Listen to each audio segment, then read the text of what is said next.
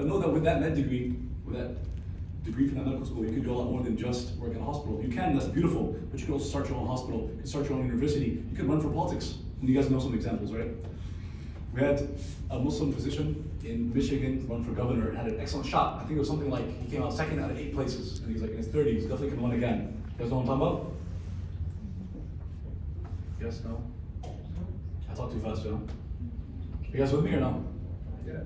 Who's running for governor of Michigan, a Muslim physician in their 30s, has an MD and a PhD, and had a great shot, got like second out of 8 place, did really well, but didn't win, but should try again, inshallah. Who am I talking about? You guys are whispering, I can't hear you. No idea. Nobody. I don't know everything, but like, nobody. Remember? You know, well, I don't remember. Abdul from Michigan? Remember? Yeah. Abdul from Michigan was the campaign. I think his name's Abdurrahman.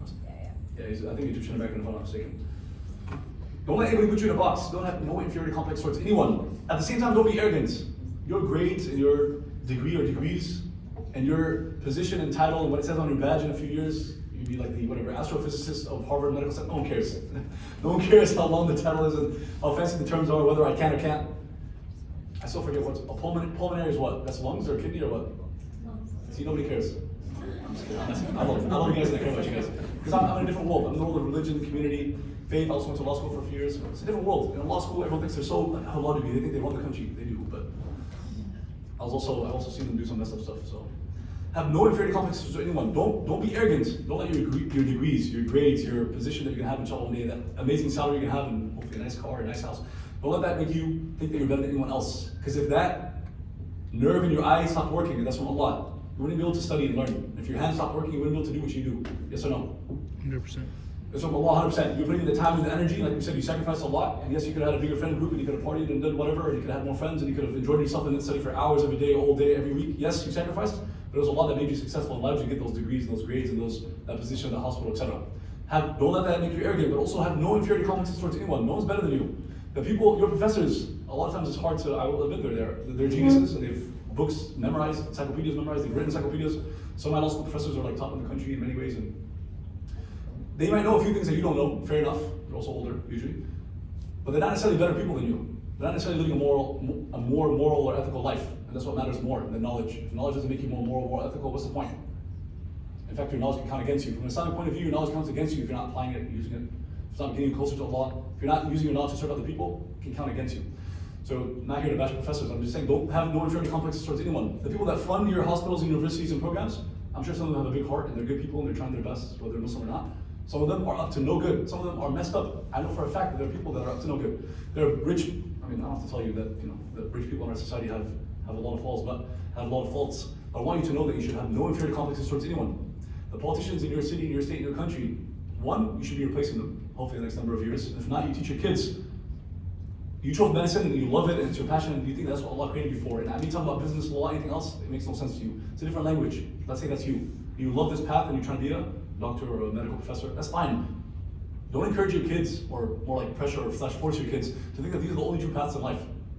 Don't teach them to have an inferiority complex towards anyone else. And you might be like, what's the relationship between, why do I keep saying inferiority complex? Because in our community, doctors at the top. And I love you and I'm not trying to put you down. But the reality is that in our society, they're not top. They don't make the final say, they don't make the final decisions. There's a level or two or three above doctors. Doctors and engineers, that's my background, and my parents and so on, my brothers and uncles and cousins went into engineering, went a little bit into law school, but these are highly skilled laborers, they're working professionals, it's beautiful, nothing wrong with it. Again, it represents stability and security. People are gonna come to you with their needs, with their help. They know that your schedule's on point, they know that you're reliable, they know that you're committed, they know that you put in years and hours and so on. Society needs that, our community needs that. 10% of America, that's beautiful.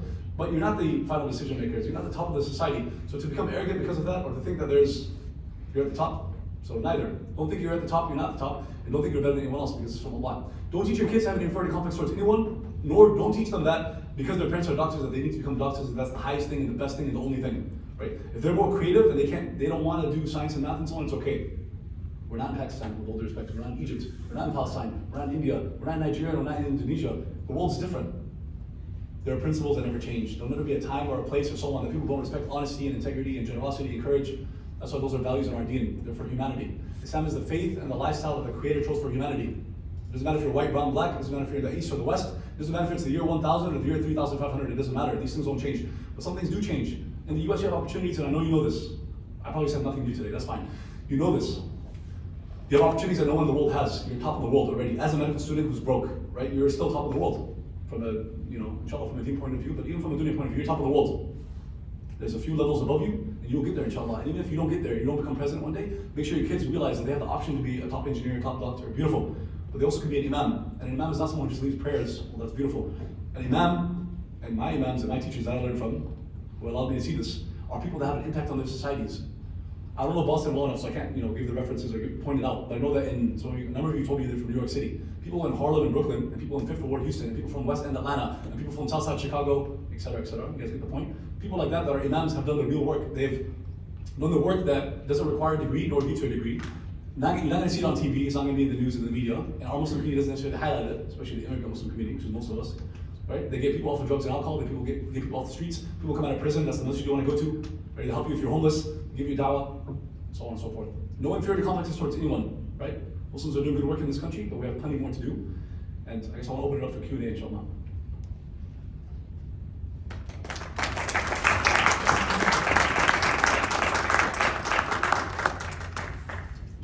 Also, it's an honor being here. I forgot to mention that. What do you guys think? Comments, questions, concerns? I know I threw out a lot. Anything you guys are curious about? Any way I can provide value? Anything I can help with? Question, sir, can I put you on the spot? Sir, why'd you come to an event where you're the only non-Muslim, or one of the only non-Muslims? I'm learning this year. That's what's up. Spending some time fasting and absorbing. You know what, I'm an imam of a mosque. I'm a leader in the mosque. I wasn't fasting most of these days. I was sick. You were fasting. That's pretty cool. You were fasting. I wasn't. It's tough. But how was it? It was tough, yeah? I agree. I find it tough as well. You have Muslim friends? Yes. What do you think about Muslims? Honest. What do you think? Fantastic people. We're normal. We're just like everyone else, no? Better. Better than everyone else? So why aren't you Muslim then?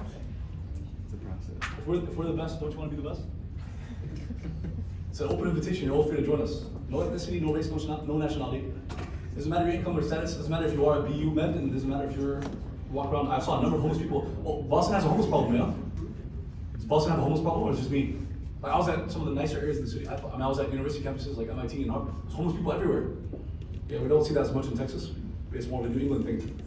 But it don't matter. If you are a poor, uneducated farmer who can't read and write in Latin America, Africa, Middle East, doesn't matter anywhere, India, etc., or if you're the professor at Oxford or Cambridge or head of neurophysics at whatever, Harvard Medical School, Islam is for you. It's the faith and the lifestyle that the Creator chose for humanity. So it's an open invitation to my brother. Anyone else? Questions, comments, concerns? Anything you guys want to know about? Any way I can provide value? And I think they agreed, the organizers agreed that you also, of course, free to leave and so on, and we know you guys have a lot you have to do. If you do want to stay, we can pray Isha and so on afterwards. So in like 10 minutes, 15 minutes? Yeah.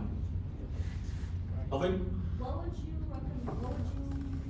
say advice for someone who nothing seems to be working out in their favor, even though no matter how much they pray? Oh, interesting. Or having a solution. Okay, beautiful. Okay. You feel like things are not going your way. Okay. I have a hadith for that person, or for all of us. One of my favorite hadiths. For the believer, but only for the believer. Right? So not only just Muslim, there's 1.9 billion Muslims, but you're a believer. You really, really believe it. Right? You're serious about your faith, you're committed. For the believer, every day is a good day. Because the reality is that, as human beings, no matter who you are, where you are, no matter what's going on, no matter if you're rich or famous or poor or whatever, there's going to be days that are in your favor, there are days that are not in your favor. There are good days, we call them good days and bad days. But the reality is, from the right perspective, they're all good days. Why? If things are not going your way and you're patient, that's good for you. Allah's rewarding you for that. Those are good days. Those are good days that can count for you. Those are just going to help you. If things are going your way, it's a good day. You got good grades. That one exam, that midterm that professor gave you over there, that tough. I was sitting there while they're eating. They're talking about like classes and about which class is tough and what people changing majors. And I'm like, I was hoping we talk about other things, but it's okay. You guys are all students. I get it. Yeah. You guys remind me of when I was in law school. But let me just finish this point, yeah? So yeah, you took that tough class and you got a good grade, and you're feeling really good about yourself for that day or even that week or that semester or what's on, right? But if you're not grateful for that, it's actually it's against you, it works against you. So basically, the hadith says, when the days are going your way, when things are going well, when things are your way, you're grateful for that. And if it's like financially things are going well, you're generous, that's how you're grateful with it, right? You're generous, you're grateful, then it's going to count for you. Those are good days. When things are not going your way, which is going to happen, you think the president has every day is a good day? They wake up sick some days, right? Trump got COVID. When things are not going your way, you're patient, that's good for you as well. So it can be that every day everything goes your way. But from that perspective, but it's also, does that make sense or no? It's a struggle to see it like that, but if you can see it like that, and if you're able to apply that, you're able to be patient you're patient when things are not so good, you're grateful when things are good, then it's all good. Does that help a little bit? It's painful. Sometimes you or one else was asking the question, might be going through some pain that I can't relate to. And sometimes some type of pain, it's hard to just say a few words and for it to go away. But Allah says, أحسب الناس أن يتركوا أن يقولوا آمنا وهم لا يفتنون. People will think they're just going to be like, I believe in God, like, I'm Muslim, etc. And then they should be left alone. There's not going to be tests and trials and tribulations. The closer you're getting towards God, the tougher the tests are. So it could be a good sign. It could be that you're going through a lot. It's like, yo, my finances aren't working, and my professors are being, what to me, and my friends are whatever. So my friends don't understand I'm going through this, and then I'm talking to this person, they're not listening to me, and my friends and my siblings, it's like nothing's. And I'm walking down, and then the car comes, and the water splashes me, and the homeless guy throws his stuff at me, and it's like, yo, I haven't done anything to anybody. Why is everyone? How come nothing's going my way? No, that means maybe you're getting closer to God. The tests are tougher. Allah tests the prophets the most, and then subsequently, the closer you are to God, the tougher the tests, because it elevates you in rank, purifies your, gets rid of your sins, lifts you in rank, you get closer to God. So, be patient. Patience is beautiful. Salman Jameel. Go ahead. Yeah, student loan is an important part for the matter, and how should we deal with the riba? It's a great question. I'm not going to answer it now because it's a long discussion, and Islamic finance is not my area. I give you guys inshallah a website and so on in context and so on for scholars that will discuss this issue. What I know some of the scholars that I refer to, they said that if the only way to go to med school is you have to get interest-based loans, then that's halal. And other scholars said, well, no matter what, it's interest, you can't do it. There's a debate. I'll send you some resources, inshallah. It's not my area. The same question is in the same part. They say there is some ways of saying there's Islamic loans and so on. But the concept is the same loan. Well, it's supposed to, so ideally, again, Islamic finance is not my area. Ideally, Islamically, is that when people like you guys have graduated 10, 15 years later, you're making good money as a doctor, you should be doing interest-free, let's call it Islamic loans, just interest-free loans. You give loans to people, and what the companions used to do is they had their zakat, they had their sadaqah. Excuse me, they had their zakat, they had their sadaqah, they had their bills to pay, of course. And then they had money that they gave out in loans, expecting it's not business, not expecting any money out of it. It's kind of like charity, but you get it back. But it's not business where you're making more. It's neutral. You get 100, you get back 100. You have a business, and you put in 100, you expect 110. And you have charity, you give 100, you expect nothing, just good deeds. They have all those different categories. So they gave interest-free loans. So the Muslim community needs to develop that in America, but also, we're not new here. Who knows how long Muslims have been in America? How long have Muslims been in America? Not me, not you. Maybe my parents came in the 80s and 90s. Your parents probably came in the 2000s or maybe 80s and 90s. How long have Muslims been in America before you leave? 350 years. 350 years? More.